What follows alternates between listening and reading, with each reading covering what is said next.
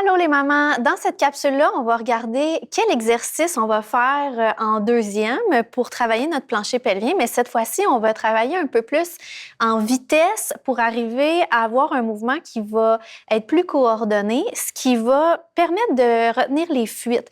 Parce que souvent, les fuites, ça arrive de façon spontanée. Donc, on veut être capable de recruter notre plancher pelvien de façon maximale, mais de façon rapide aussi, parce que quand on éternue, on tousse, faut se contracter à l'intérieur d'une seconde, il faut avoir atteint le maximum. Donc, souvent, c'est ça l'enjeu chez les mamans, c'est qu'ils manquent de vitesse, même s'ils ont une bonne force, une bonne endurance. Donc, on va aller faire un peu comme pour l'exercice précédent. On va aller retenir les urines, les selles et les gaz. On va sentir notre méa urinaire, l'orifice vaginal et le sphincter anal se contracter. On va sentir l'élévation musculaire et l'aspiration vers le nombril, mais on va maintenir 1 à 2 secondes seulement. Donc, c'est très court comme temps de maintien.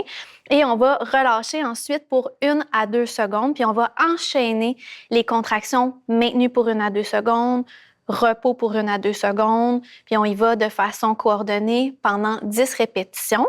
On va favoriser un temps de 2 secondes si on a l'impression que notre relaxation est partielle seulement en 1 seconde. On va allonger le temps de contraction puis de relaxation pour vraiment aller chercher toute l'amplitude de mouvement. Donc, c'est pas un concours de vitesse, là. Faut pas faire plein de petites contractions sans les relâcher complètement entre chacune d'entre elles. Là, c'est vraiment important d'aller au max pour contracter, au max pour relâcher.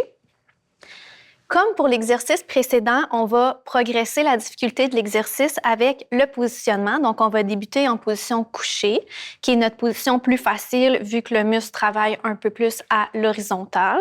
Ensuite, quand on est capable de faire nos 3 séries de contractions avec une bonne précision, on va progresser à assise où on a le poids du corps qui pèse contre le muscle, mais en même temps, on a le support de la chaise pour nous aider.